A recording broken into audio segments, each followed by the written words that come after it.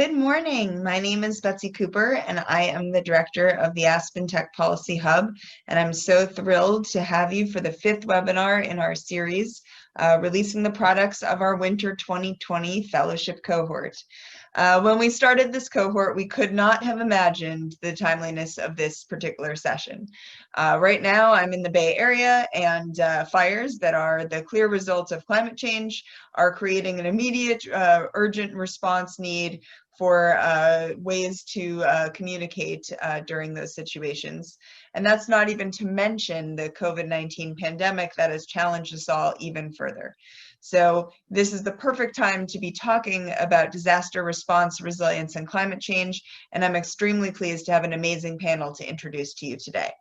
So first, we're going to be releasing 2 amazing projects. The first run by Alexander Romero on emergency response, and he'll be followed by Raylene Young, who will be talking to us about tech companies combating climate change. Both of those will be followed by an amazing keynote by Carlos Castillo, and then we will have audience Q&A. A couple logistical announcements. If you have questions, and we hope you do, please use the Q&A box at the bottom of your screen to ask those. And then, of course, we'll be releasing our products throughout, and so you can check the chat so that you can get the immediate link as soon as they go live, so you can check out in real time the work the fellows have done. So first, I'm extremely excited to introduce Alexander RoRo Romero.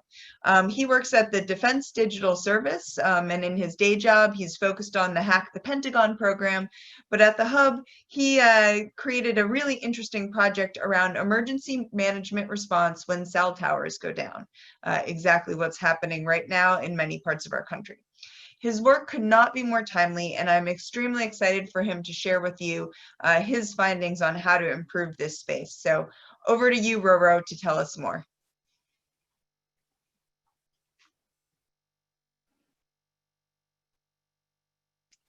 Thanks, Betsy. So I'd like to talk about an issue that should be near and dear to all of us. That is the issue of emergency communications during a disaster or other event. Specifically, how to improve that last mile of communication to your mobile device. So communications during emergencies are critically important. Think about how much more difficult it would be to get through the current COVID-19 pandemic without a way to get much needed information or to connect to loved ones. So today I'll be discussing a few things: this problem, where we are today, and where we need to go. So what happens today if we all go offline? If the towers that we connect to for our emergency services either stop functioning or get, say, a cyber attack of some kind, and they just go offline, they're no longer available, what actually would happen? So to understand this problem a little bit better, you sort of have to know a little bit about spectrum. So I'd like to discuss a little bit about what spectrum is. I'm going to be oversimplifying quite a lot, but to start out, in the context of mobile devices, spectrum refers to the radio frequencies that wireless signals travel over. These signals are what enable us to make calls from our mobile devices, tag our friends on social media, request ride shares, pull up directions to our destination, do everything on our mobile devices without needing to be plugged into the wall. The frequencies that we use for our smartphones are actually just a tiny portion of the larger electromagnetic spectrum. And unfortunately, much like real estate, there is only so much available spectrum that can be used for wireless communications to our cell phones. Our cell phones have built-in baseband radios that allow us to communicate with only certain frequencies into those towers. And so that is a precious spectrum. But fortunately, we as the people actually own this spectrum. It is considered a public resource, and we have a say in how it's used and auctioned off. The Federal Communications Commission, the FCC, they're charged with managing and auctioning off the spectrum. So licensing it for specific use cases, how and when it can be used and by whom. So if we believe that staying connected, even during large scale disasters or emergencies or outages, should be prioritized, we have a say in that. So today, nearly 20% of Americans use their cellular service as their primary form of connectivity, meaning that they don't have an ISP at home. And much like folks used to have wired phones at home, and those were actually considered public safety networks, we have largely gotten rid of that in favor of wireless communications. And the trend is continuing. So the convergence to using more wireless communications as the primary means of communications is definitely taking off. Many folks are also moving away from keeping a standard AM/FM radio around in favor of a personalized internet experience, an app-based experience. So why listen to one station at a time when you can just download your information as needed and get a more personalized experience? Unfortunately, those FM stations and those ways of communicating are good when you're trying to broadcast out messages. And so if that internet connectivity goes offline for whatever reason, say the fires in California or a cyber attack on our critical infrastructure, then you lose that form of communication. And so on emergency notifications, there's this system called the IPAWS, the Integrated Public Alert and Warning System. So essentially it's the emergency text messages that you may have seen in the case of Hawaii with some of the mishaps that happened there. But it is useful when it's actually able to connect you with important information around specific events, or if you need to take shelter, or if you need to be concerned about various things.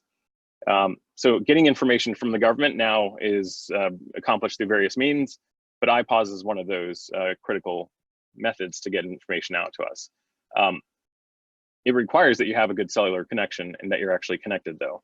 So it is totally dependent on these cell towers. And last year during the fires in Marin County, over 57% of the cell phone towers went offline due to insufficient power backups, meaning that they had rolling blackouts in the power so they could try to control the fire spread.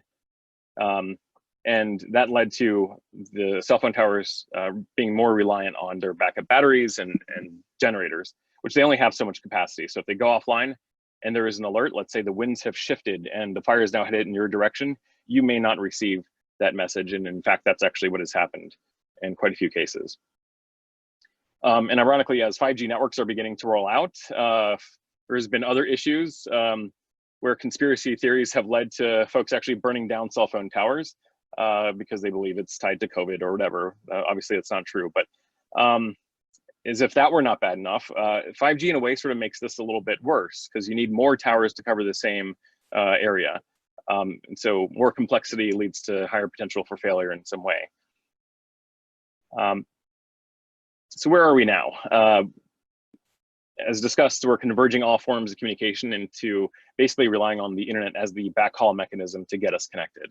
But today there are 3.5 billion smartphone users around the world. Over 80% of Americans have smartphones, and half of those say they couldn't live without their devices. It's the first thing we look at when we wake up. We grab it before we even grab our wallets and keys sometimes. And it is critical to kind of how we function in society today. But they're amazing devices. They allow us to, they have the ability to do all sorts of processing and storage.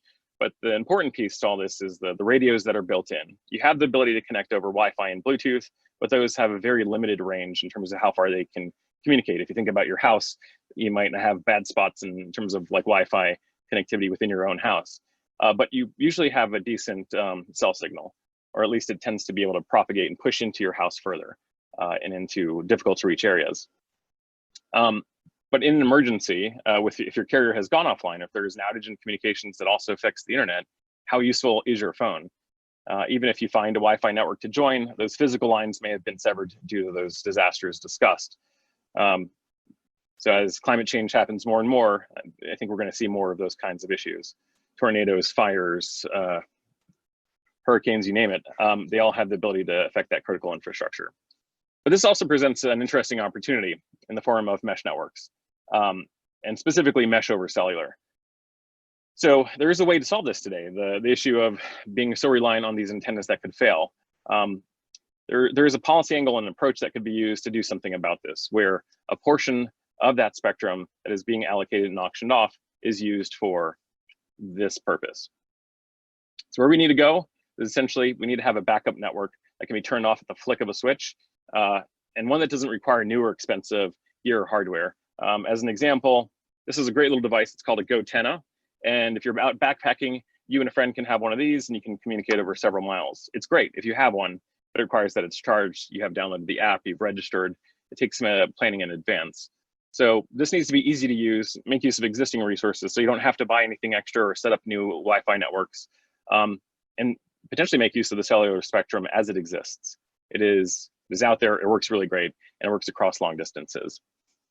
So the helpful alternative link protocol, as I'm calling it, because everything needs a fun name these days, or HELP for short, is basically mesh networks over cellular.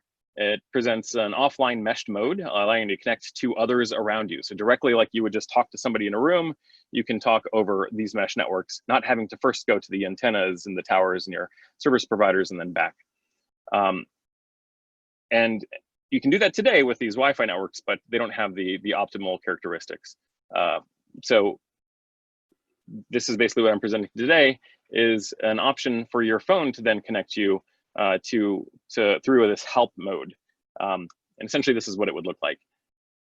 Your phone would notice, or you would notice, that you're offline and you're not connected. It may even show that you have a signal, but nothing seems to be going through. So you open up an option to turn your phone into help mode. This could then allow you to connect to others around you, letting them know that you need assistance or you're able to give help. You can also use it to figure out where those resources are at and to communicate with first responders. What help is not, so it is a protocol. It is not meant to replace your cell phone carriers. It is meant to augment their ability to get information to you, and also for the government to be able to then send emergency messages to you, or first responders to be able to connect to them. So to wrap it up, now this is a lot of information, but I'd like to at least wrap up a little bit. Communications during emergencies is critical. All systems fail. It's been proven time and time again. With my time working at on the Hack the Pentagon effort, I've seen how systems can fail, even the most resilient ones. But allowing access to a portion of the existing cellular frequencies to be used over mesh would create a highly resilient backup network that would be very difficult to take down, because each node is essentially its own tower. And the more folks that actually join these mesh networks, the stronger they actually get. So I'd like to invite you to visit the website, resilientlastmile.com. It took an amazing effort from the team at Aspen Tech Policy Hub to come together and help me really polish this up. It looks super professional and awesome now. So I just wanted to thank you for your time today. If you want to contact me, that's my contact information. And lastly, I'd really like to thank all the folks that helped to make this a possibility. And of course, Dr. Betsy Cooper and the team at the Aspen Tech Policy Hub and Aspen Digital. Thank you so much for your time. And back over to you, Betsy.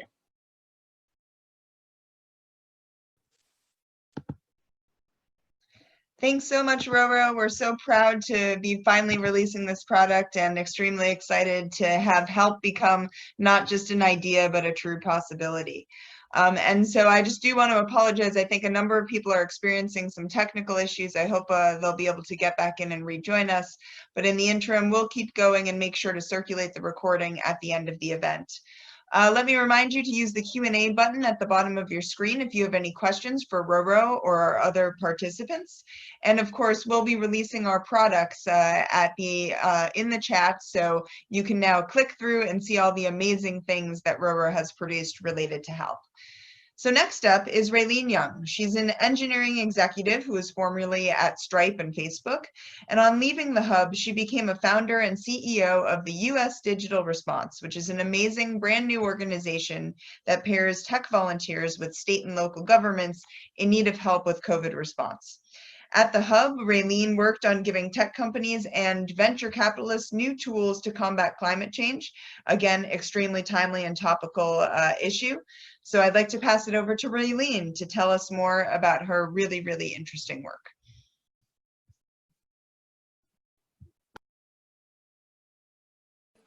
Thanks, Betsy, and thanks to everyone for being here today. So you just heard RoRo talk about a few ways to use existing technologies to solve for and respond to disasters in progress. And today I'm going to talk about the significant impact tech companies and cloud computing are having on the climate. And I'm going to focus on ways to address that impact that don't involve inventing brand new things. Climate change is a huge global issue. I think everyone kind of knows and hears about this, and it remains an existential crisis for the whole planet. But the role of the tech industry in the climate is not, especially software companies, is not that well understood.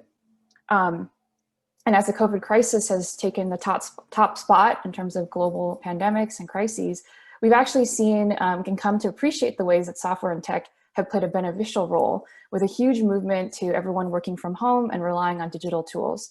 But the climate crisis has not gone away as all of this has happened. And actually the rapid growth of software and cloud computing that we're only relying on more with each day actually means we're incurring a growing hidden cost on the climate.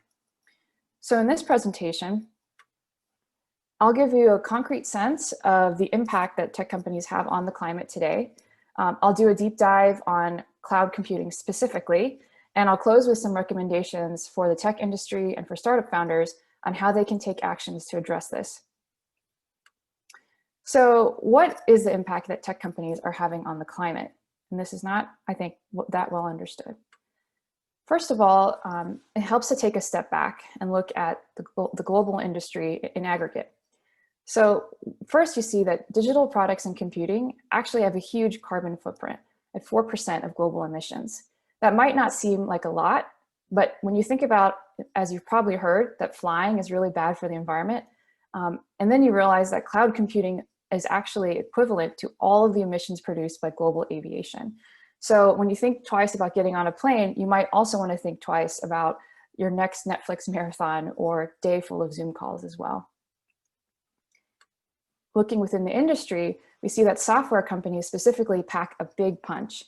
If you were to map the emissions produced by just 3 companies, Amazon, Google, and Microsoft, and translating them to per capita emissions of US cities, they together would actually be the 2nd biggest city in the country.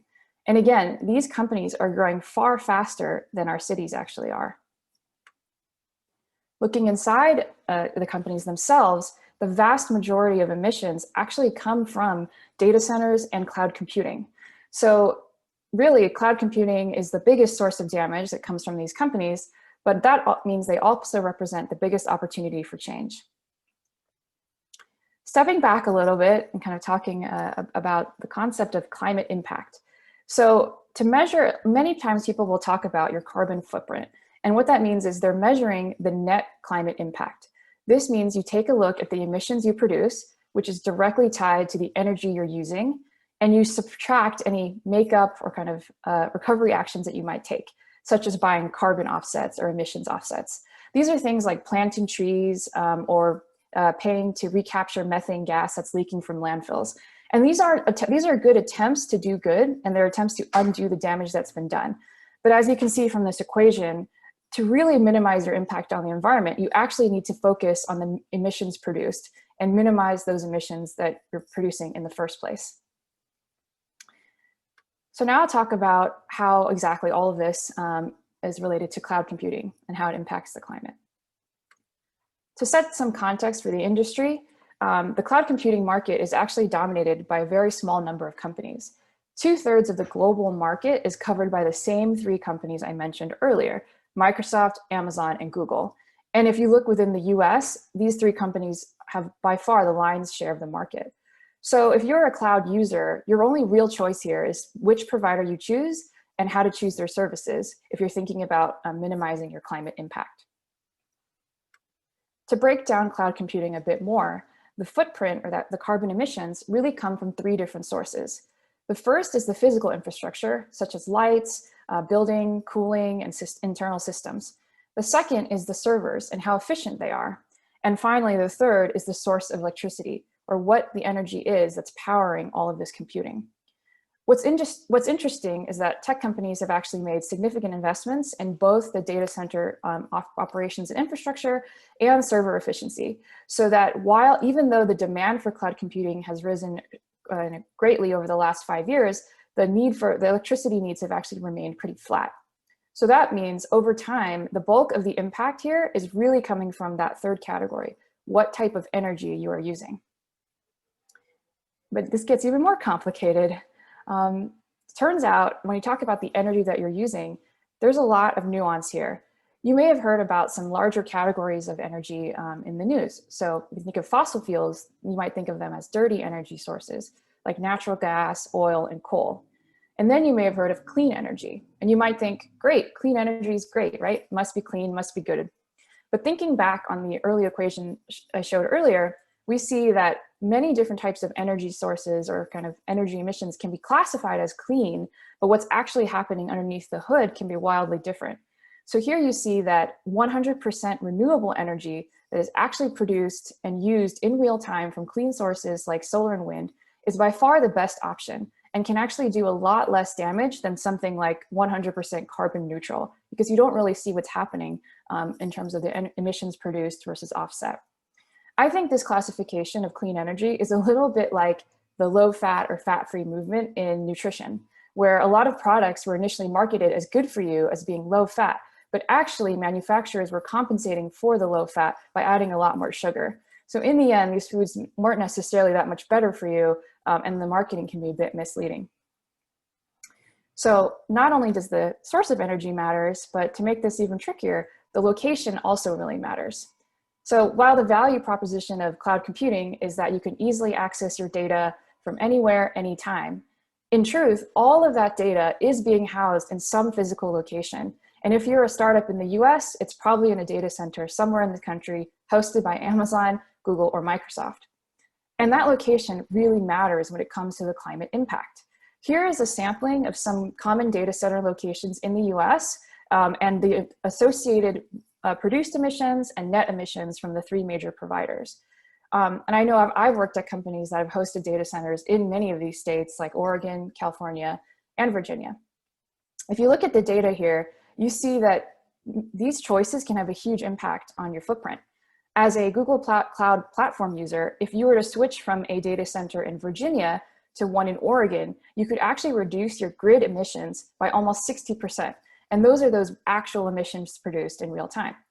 If you're an AWS user, switching from Ohio to Oregon could actually save you 75%.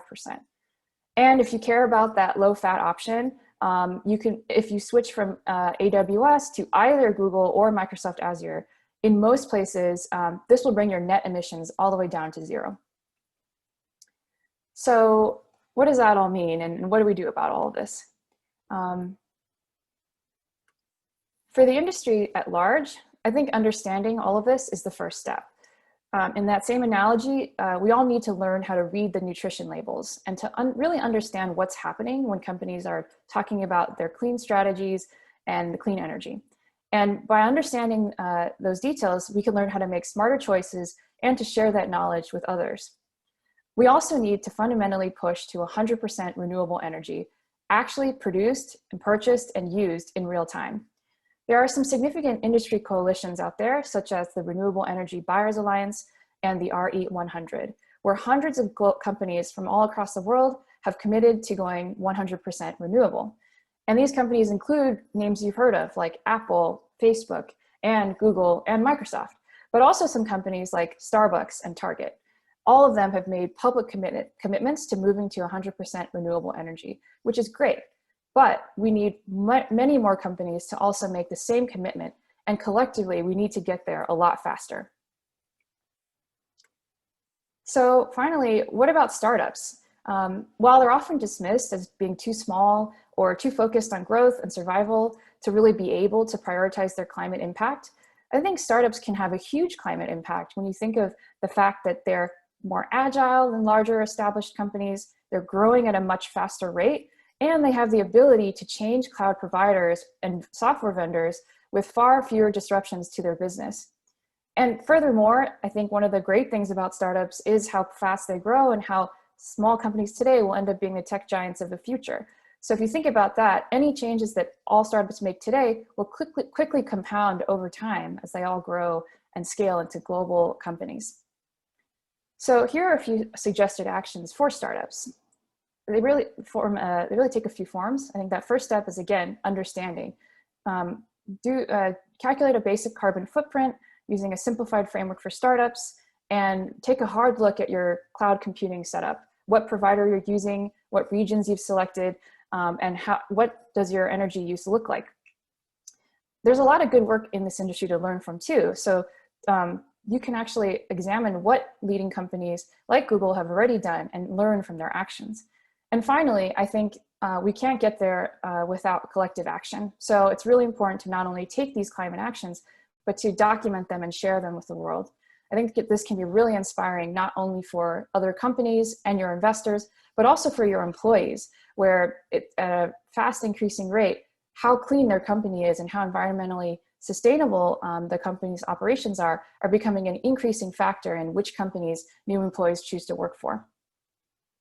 So tying this all together, as part of my project, I'll be launching all of these outputs on a new website, climateprimer.org, including a detailed startup climate guide that actually walks through some tips and tricks for following all the steps I mentioned in this presentation. And with that, I want to thank everyone who contributed to this, especially my project collaborator and fellow, Anjana Rajan, but also a huge thank you to the many people I reached out to throughout the course of researching this project, all of whom are working hard on the climate fight. So thank you very much again. Back to you, Betsy.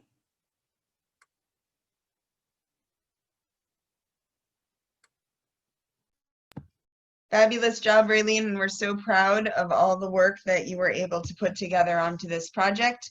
We hope that you'll take a look in the chat function and link over so you can see the amazing website that she's created and all the tools that are ready to be used by startups and venture capitalists. So this is something that we're not just sharing as research, it's actually a tool that we hope you'll continue to use going forward. And also please be in touch with Raylene to continue those conversations. Next, I also want to point out that the Q&A button is open. So if you have any questions for Raylene, for RoRo, or for anyone who's participating today, please insert them in the Q&A box at the bottom of your screen. Next, I'm very excited to introduce Carlos Castillo. He recently became the Chief Development Officer of Tidal Basin Group, but he joined that team from FEMA and most recently was Acting Deputy Administrator for Resilience there. So his work after a storied career in resilience and disaster response is perfectly at the intersection of the products that we're releasing today, and we're thrilled to have him comment on these projects. We should also note that, like I did and like several others did, Carlos had some technical difficulties, so he may have missed portions of the presentations. But we know that he has amazing things to say regardless. So Carlos, over to you for your comments, and thanks again for being here. Well, thank you, Betsy. And yes, I did have some, almost ironically, I did have some technical issues, but I'm happy to say they've been taken care of. First of all, I want to thank you for having me here today.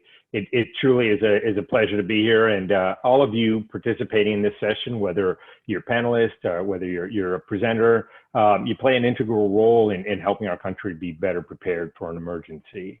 As mentioned, prior to joining Tidal Basin as Chief Development Officer, I was the Acting Deputy Administrator of Resilience at FEMA, and I oversaw national continuity, preparedness programs, grant, and insurance and mitigation, basically all of the pre-disaster functions. At FEMA, we had three overarching strategic goals, and one was to build a culture of preparedness, which I was responsible for. Second, to ready the nation for catastrophic disasters. And three, to reduce the complexity of FEMA. So to help us build this culture of preparedness, we formed the resilience section within the agency. So you may ask, what's resilience? What does it mean to us? So there are a variety of definitions, and we adopted one from the National Institute of Standards and Technology. And it says, resilience is the ability to prepare for anticipated hazards, adapt to changing conditions, and withstand and recover rapidly from disruptions. So if you think about it, the definition almost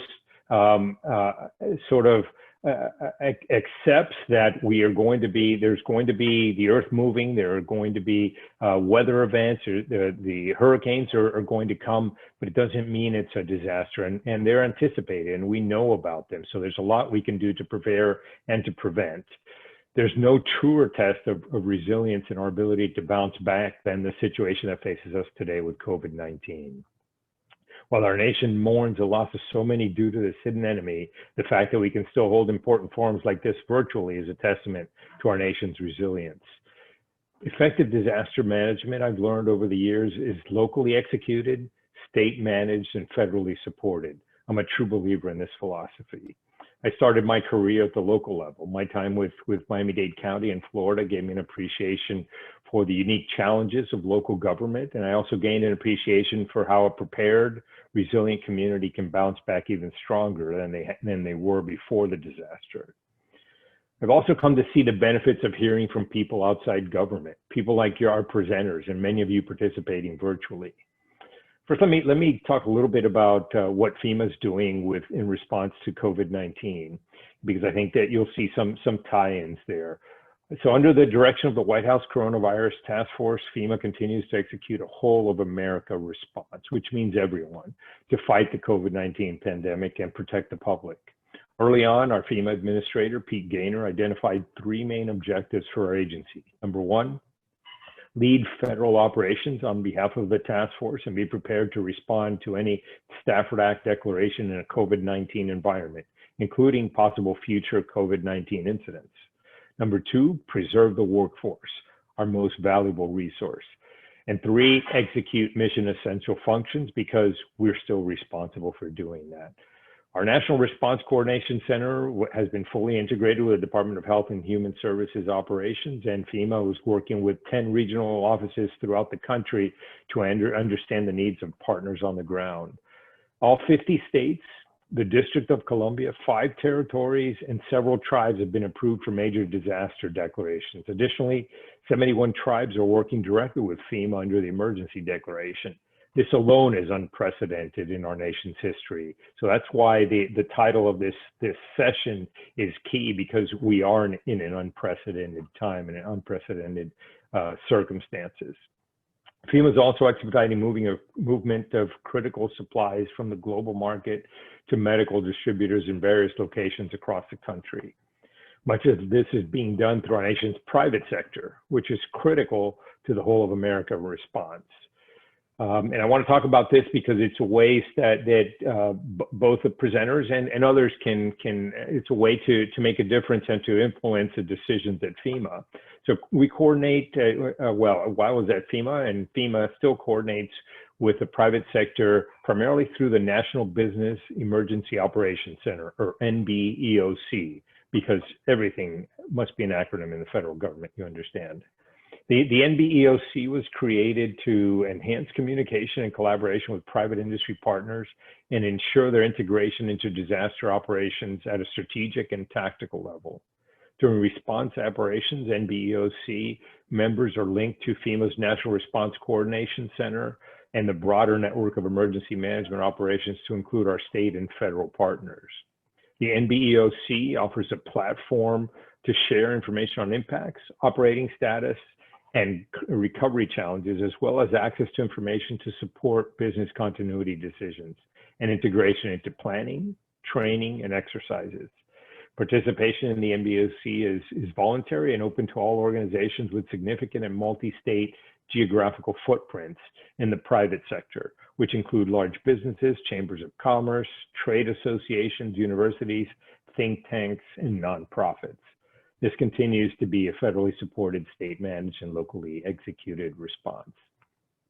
A word about preparing for other disasters. And so, of course, we've responded to the current crisis at FEMA. We also needed to prepare for other disasters. And keep in mind, this year wasn't the first time that FEMA has managed more than one major disaster at a time. In 2018, the agency responded to 2 major hurricanes on the East Coast and the worst wildfires in California's history. At the same time, thousands of FEMA employees were still working recovery efforts from the devastating 2017 hurricanes. So this year, FEMA has already responded to severe weather events during the pandemic, like the devastating tornadoes in the Southeast and several tropical storms and hurricanes. Keep in mind, we're approaching the statistical peak of hurricane season, and let me just briefly cover what we did to prepare for the season in this COVID-19 environment. 1, we established an additional National Response Coordination Center across from FEMA headquarters in case another disaster occurs. So we identified over 200 people, many of them across my organization, ready to be activated for a surge if necessary.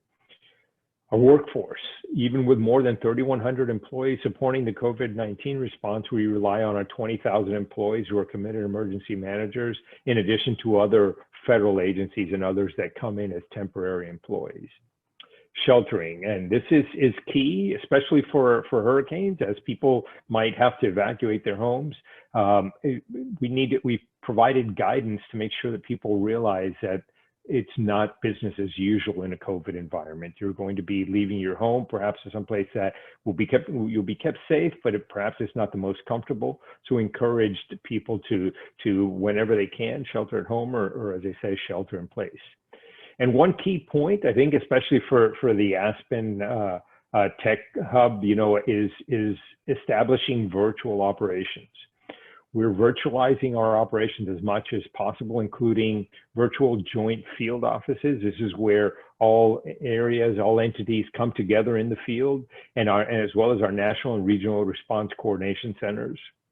We're using technology to conduct virtual inspections for FEMA individual assistance, as well as the National Flood Insurance Program claims adjusting, using pictures and video streaming from impacted survivor homes.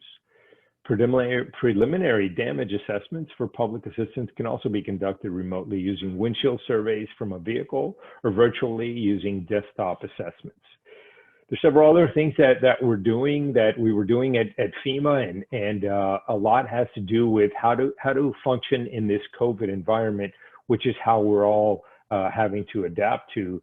And shortly after we entered into the emergency operations for COVID, I turned on my laptop one morning just as we were giving the direction that people at FEMA, that our employees could work remotely, could basically work from home. And I see this icon for Microsoft Teams, and I had no idea what it was, but that would become an invaluable partner for us. Both Teams and Zoom would become an invaluable partner that we switched over almost instantly, which I know is unheard of sometimes in the federal government, but we were able to do it and we're able to function. We're also doing some things like pushing out messaging through public service announcements. We're updating protective action guidance on ready.gov, which has information online for individuals, families, kids, and businesses on how to prepare for hurricane season and other events, other disasters.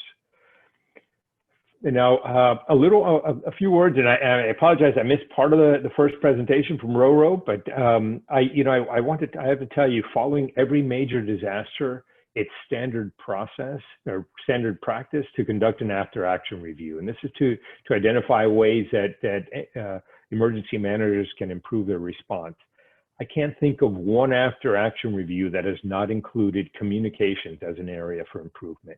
So I think part of what RoRo presented is key and is important, is taking that into account, that it's key. And part is the technical communications, but it's also the verbal and oral communications that go along with it that has to be done. And I think building on the existing processes and systems that are there that people are used to using will make it a lot easier and a lot, I think, more potential for acceptance. Likewise, and I would love to take questions on both once I'm done. I'm almost wrapping up here, but I also, likewise, changing future conditions in our environment must be planned for and mitigated. I have to point out, and Raylene, you had some excellent points, and I think part of making those changes, but for both of you, I think is creating the awareness that these are issues. And I think you're doing a good job in doing that, especially establishing the website that I think most people don't realize what the effects are. But I think if FEMA, stepping up to the plate, recently announced funding that'll be available to state and local governments in tribal areas to mitigate disaster risk before the disaster occurs. This program is called the Building Resilient Infrastructure and Communities, or BRIC program. This year alone, it will provide $500 million for mitigation projects throughout the country. And before I go into more and go into questions, I want to point out, just outline a few ways that you can help FEMA. FEMA values input from people like you who bring a fresh new perspective. FEMA's created a How to Help page on FEMA.gov, which includes guidance on ways you can support the coronavirus response. Questions, offers, or donations can be fielded to FEMA and its National Business Operations Center email inbox. Forums like this demo day are important ways to continue to develop a culture of preparedness. And I thank you for this support and being a passionate emergency manager for a long time. I'm really happy to see the the potential for what you've presented here and some of the other work that you've been doing. With that, I'll turn it back over to Betsy, and I'll be around for questions as well.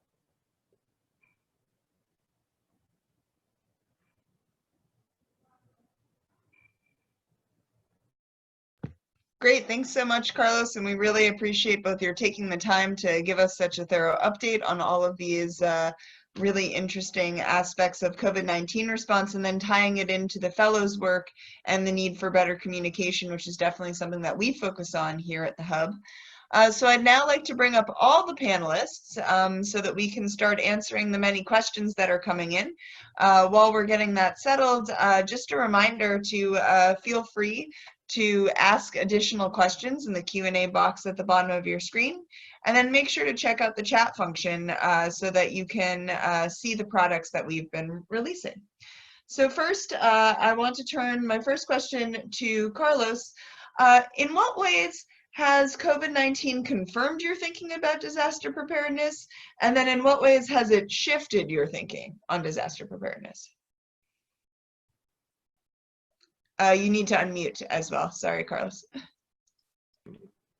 Yes, and so, you know, preparedness, disaster preparedness or emergency preparedness is a two-way street. You know, every emergency manager, everyone involved in it has a constant challenge to get people to listen, to take action for what's presented. A lot of times it takes something major happening. So if we have, for instance, a hurricane affecting one community, that community will be very well prepared going forward because they know it could happen. But also there's sometimes the effect of other communities that identify with the affected one that say, you know what, this could happen here. In this case, because, and I don't throw around the word unprecedented lightly, but COVID-19 is an unprecedented disaster, if you will, not just here, but globally. So people see and have come to action and know. So I think that confirms some of my thoughts along the way, and some of my philosophy that you have to get people's attention. I would have preferred not to have to do it with COVID, but I think people have come and seen the benefits of preparing and doing what they need to do because lives are at stake, and just about everyone is affected either directly or indirectly with COVID-19. Fantastic, thanks so much. I next want to turn to RoRo. So what is the long-term goal for mesh in your opinion? Does a mesh network have the potential to replace the cell tower network in the future, an audience member asks? I think so. If anybody's watched the show Silicon Valley from HBO, there's this whole notion of Pied Piper and Piper nets. That's not what this is about. So I want to make sure that's clear. This is not meant to really replace the cellular networks. It is meant to augment them. Because I think if they saw this as a threat, then they wouldn't be willing to work to hand in hand. Because we're essentially asking to use a portion of their frequencies to push that connectivity out to that last mile. So, I mean, theoretically it could, yes, and with new 5G technologies, they're actually looking at how they can use, for example, it's called V2X, vehicle to other things, so your vehicle can then be connected in a mesh network without needing to connect to the antennas. So theoretically, yes, it could be, but the intent of this project was specifically around emergency communications. Great, thanks so much. And so I want to bring Raylene into the conversation. So climate change is one of the most nebulous and daunting challenges facing our world today, but your project proposes really simple and elegant solutions. How did you figure out the scope for this project, and what was the process by which you got there like? I felt like a very long, difficult process, lots of winding turns.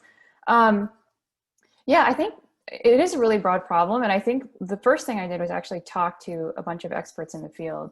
And I showed on that last slide of my presentation that the people that I talked to span a huge range of areas. Some are working in building better software for the energy grid. Some are entirely focused on advocacy and policy efforts to kind of influence governments to set higher renewable energy targets. So my research took me in a pretty wide-ranging directions. And ultimately, I settled. There's a few reasons I zeroed in on software companies and cloud. I think for one, that's my background. So just when I started researching specifically cloud providers and startups, and it all resonated more with my personal experience. So I was kind of able to get the concepts faster and dive in. And the second one was actually similar to what RoRo said in his presentation. I think if you are only looking at solutions that are kind of high tech or maybe not yet mature technology, it can feel like you're sort of not able to do anything right now with what's in front of you. So I specifically wanted to focus on steps that you can take today that have nothing to do with needing new climate technologies to come online. Everything that I described you can do today and reduce your footprint without really any new technology. Fantastic, thanks so much. And so the next question comes from Stephen Smith, and it's for Carlos.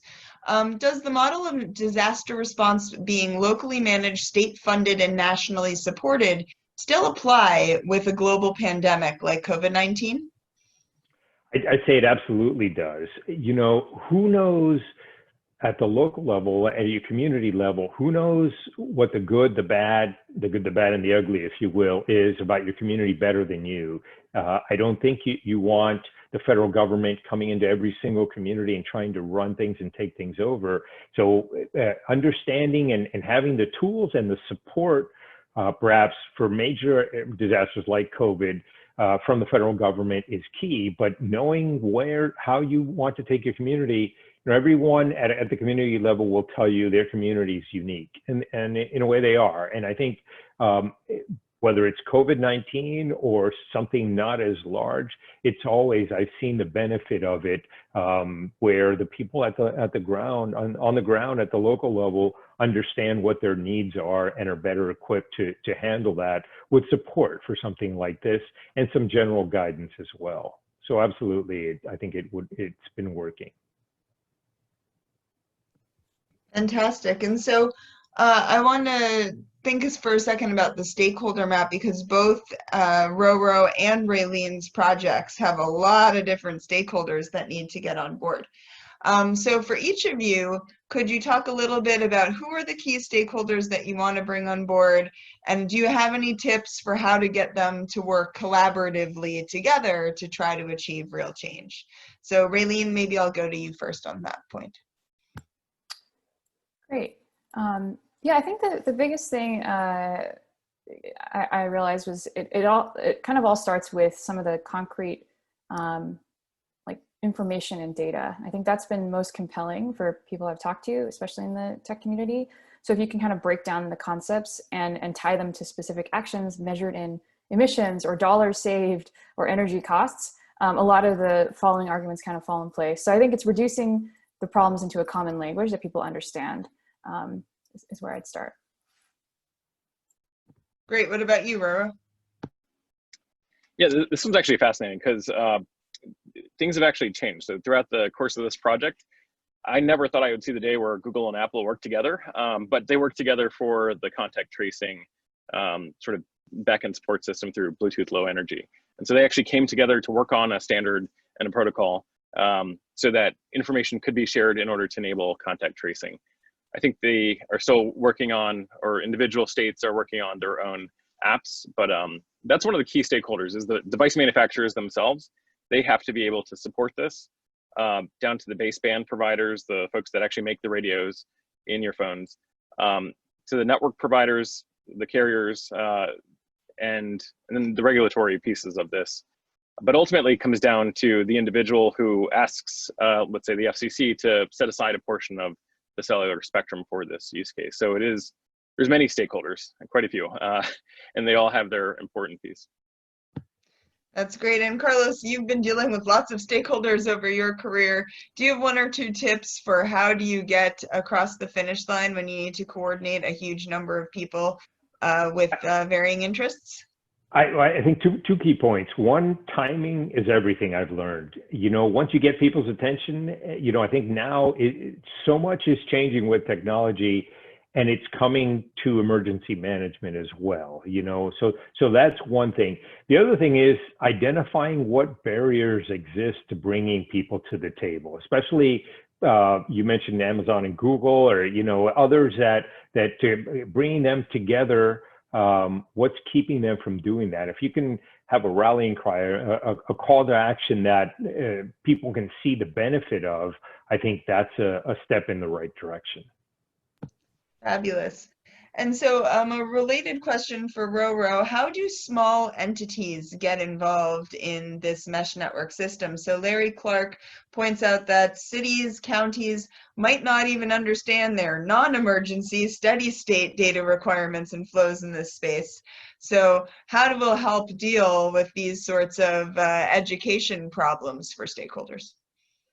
Yeah, I think Carlos hit it on the head in terms of being able to be aware. You first need to be aware of the problem. So that's the first step here. But then also individuals can inform their governments that maybe this is something that they want them to look at, and sort of drawing out where the gaps are. So is there a gap in the current coverage? Is there a history where the systems have failed in the past? And then using that to start a conversation. There are some really great projects around this, actually, some based in New York City. There's one based in the San Francisco area, probably a few, disaster.radio, where they essentially put up these little solar-powered, battery-powered devices on just sticks on top of buildings. And then that can be used to then connect to that Wi-Fi and then enable emergency communication. So there's lots of projects like that. I think those are helpful to understand the problem, but ultimately I think the solution is using cellular to enable that. And another related question from an audience member, would consumers have to voluntarily download anything or consent to new software in order to allow their phones to use mesh? That's a really important piece. I think that is something that still needs to be worked out, but it would be much better if it were just baked into the phone. Today, if you need to call 911, you don't actually have to press the numbers on your phone anymore. There's a built-in function where if you just press, I think, 5 times on the power button, or there's some other modes, ways to turn that on automatically, it's just a built-in feature. And so much like that is a built-in feature, I would expect that this protocol would be built into the underlying operating system so that you could easily use it without having to download other things.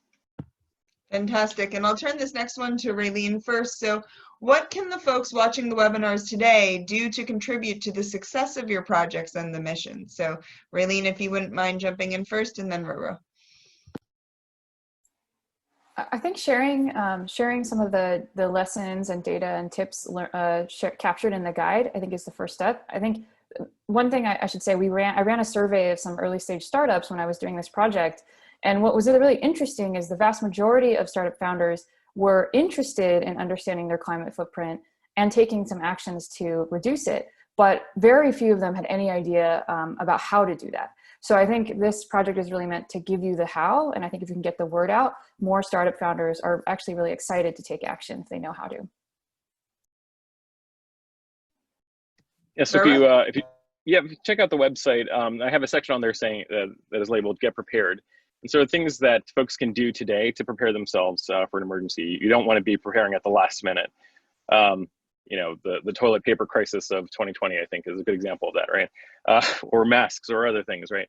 Getting it prepared in advance is super important. So there are things that you can do to prepare, but in order to get informed, you sort of need more information to sort of decide what the best path is. So folks want to actually help out. There is a portion of the site that has some draft language or sample language that they can use to reach out to the FCC to then ask to maybe make the spectrum available for this use case. Great, and we're getting lots of technical questions for RoRo, so I'll ask one more. One of the challenges here is population density. Have you considered engaging operators to add their towers or other communication platforms to make up for density gaps? Yes, absolutely. So that's actually where originally I went with this. I wanted to make sure that the networks themselves are more resilient. So I mentioned this a little bit, but the wired networks of yesterday that we no longer have in our homes, those were actually considered safety networks, and they had separate power, separate backup, so that you could still use it even if you didn't have power to the house. The current networks are not classified the same way. And so I would say that that's the first step is changing the classification of those networks so they are safety critical, and so that they have to have higher uptime and higher availability. working to make sure that there's better coverage is also a key part of this. There's actually some draft legislation in the works today that says in an emergency, you should be allowed to connect to any cellular network. So even if your service provider doesn't have an antenna right by you, you could use another one during emergencies. I think that's critical as well. Don't want to monopolize the 3 minutes we have left, so I'll stop there. Well, so as RoRo mentioned, we're almost to the end of our time, so I will ask our final question, which is, what is the bumper sticker that you wish people could take away from this panel? So if you have the one sentence thing that should go on the back of your car, what is that thing? So I'll go to Raylene first. So in 2011, Mark Andreessen famously said, software is eating the world. And I think now in 2020, I think we should update it to, software is polluting the world. Ooh, very clever. We might actually have to produce those. RoRo, what about you? I've thought about this one, and so the short version is I would probably make a bumper sticker that could actually let people connect to it, so then every car on the road is like part of the nodes. But realistically, if it's just a vinyl sticker, maybe I mesh you in the shape of a heart. I don't know. And RoRo made the stickers on our laptop, so I wouldn't put it past him that we'll actually have the opportunity to have those in the future. Carlos, what's your bumper sticker for the panel? I'd say that the time for change is now, and you know, a lot behind that. I think timing is everything, like I said, and we've got the political will, the funding behind it at different levels, and people are paying attention. So now's the time to help build our resilience as a nation. Thank you. Fantastic, and thanks for joining us. So I want to thank our fellows. Congratulations, RoRo and Raylene. Amazing projects, and we're really proud of you. I want to thank Carlos for joining us today. It's been phenomenal to have you here, adding your wisdom about what's going on in real time. I'd like to thank our team, so Sevilla, Maddie, Javier, Karner, the Aspen support team. I'd like to welcome our 2 new team members, our new Deputy Director, Mai Sisla, and our new Program Coordinator, Meha. And a special congratulations to our winter 2020 class. This concludes your project launches, so congratulations. This class is very special to us, not least because during their closing ceremonies was the moment at which the Aspen Institute shut down for COVID-19. So this class has been through a lot together, and we're really proud of everything you're done. At the Hub, we're not resting on our laurels. We have a new webinar series on our COVID-19 challenge grant. So we funded close to $100,000 of COVID-19 projects, and we're going to start releasing those on September 9th. So please stay tuned for more information on that. And in the interim, we just want to thank everybody for participating in this series. Congratulations again to the fellows, and we hope you have a wonderful day.